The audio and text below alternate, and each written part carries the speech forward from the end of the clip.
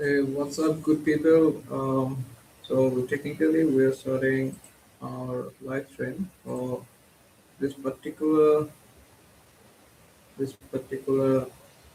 lab that contains container. So how we are gonna do this? So if you look very closely, you are gonna see there are a couple of stuffs related to container. How do you attach a virtual Ethernet to host a container? So first things first, what you're gonna do, you're gonna create a custom namespace. Fine. So how does this custom namespace work? Choosing a custom namespace for a IP namespace add utility, right? So we got a Linux server over here. So you gotta routes the IP table and loopback function. So when you attach this loopback function, which is given over here, it will technically add a second namespace as red namespace. From the root network namespace, we gotta create a virtual environment cable which is gonna outside this particular red namespace. So we will create a pair of interconnected Ethernet devices or interfaces which we can say that particularly has a variable rate and variable environment host that lies inside our root namespace. So what we are gonna do, we are gonna try and figure out what is our IP link list. So if you try this one out, you will be seeing these root namespaces with red spaces. So we need to keep this one at one end of the cable in the root namespace, right? And move to the other in the red namespace. So how do we do this? You're gonna try sudo IP link set. So this is gonna trigger your particular virtual environment, which is red, and you need to configure the IP address to the both end of the virtual environment cable, which we turn up to the peer devices, which will instantly display any packet that appears out of the devices. So since our most default IP address we use is like 192.168.1.1, and you can add a /24 div variable that's called rate. All right. So after setting this up, you gotta execute the namespace to write variable that's called read up. In that case, your rate variable will be inside. So in the host side, you gotta check if the address you have given is correctly working or not. So how do we do this? We try to set up the virtual environment that will be paired our virtual host. That means these both can talk each other and host direct traffic for the set destination, that is 192.168.1.1. That is our virtual environment host interfaces. So why the question now begins, why do we add a route, right? Without adding a route, the system doesn't know how to reach the IP address, right? So when you ping, the system checks out if the routing cable to determine which where to send the right package, and there is if no right package during those moments, we don't know which interface to use. So by adding the particular route, we are explicitly telling the environment that to reach so that it can send the specific traffic through the variable interface, which is the part of the pair that is connected with the radio virtual environment space. So then we gotta test the network connectivity. So we are gonna ping this so that it truly works, our system truly works.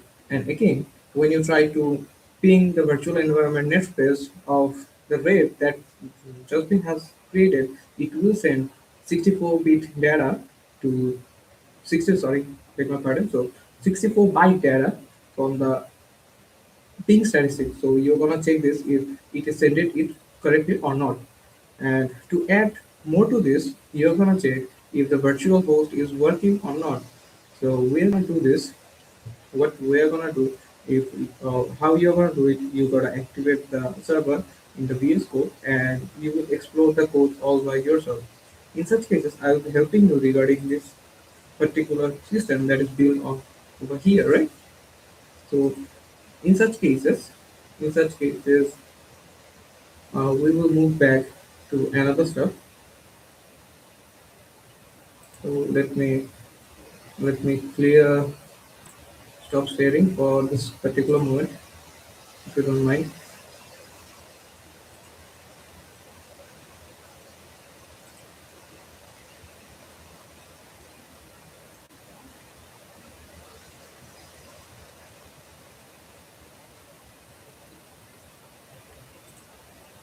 So now we will be adding another system that is NetSpace to the root server. Why do we do this?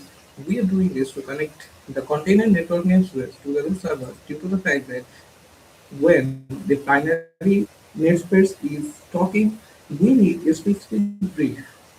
In such cases, the bridge will act up if you can see in the uh, desktop zone that you will be seeing we have set up the binary as 0 and when we are connecting this A and our virtual environment B to the Ethernet and when they both add up so one thing that we have been trained over here will be attesting to the thread namespace. Alright, so in such cases, since we have recently been executed and route as default as 192.168.0.1 as net gateway. So in the current animation, you are seeing what we have been doing to route the Ethernet. So when the value over here from the net gateway, from net space, red net space you are creating, this is going from here to the red, to the green zone, and the green zone is working as a bridge. So the bridge will now deliver the last eight packet to the following stuff. All right. In such cases, we are done over here with the animation. How do we do this? How do we add a bridge? So when you are in a Linux system, you get to add a custom namespace as network space 0 and a bridge. You can give a specific type as bridge 0. In Linux networking, a bridge is a virtual network that connects two multiple devices at the time. So in such cases, configuring the brief interface is uh, done in downstate. So assigning the IP address that turns into upstate, alright? And you gotta verify whether the bridge is able to receive the packet or not. In such cases, you gotta configure the virtual Ethernet cable. Now, if it's time to set up the virtual Ethernet cable, one cable has to be connected at NIC card, so which is called as the network interface card in the namespace 0 namespace, right? So while the other card will be configured as the bridge namespace. So both end of the cable will be down, and let's turn this into an upstate, right?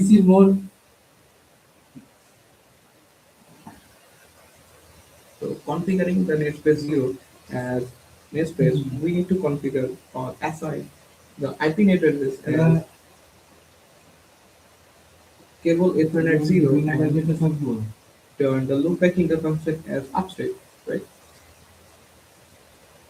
Namespace 0 to the root server as communication string. So let's say if the IP address assigned to the primary interface of the host machine works on that. In such cases, if the network is unreachable still, it means there is sound. So let's check the route table. So the kernel may be showing the IP routing table to a different generation.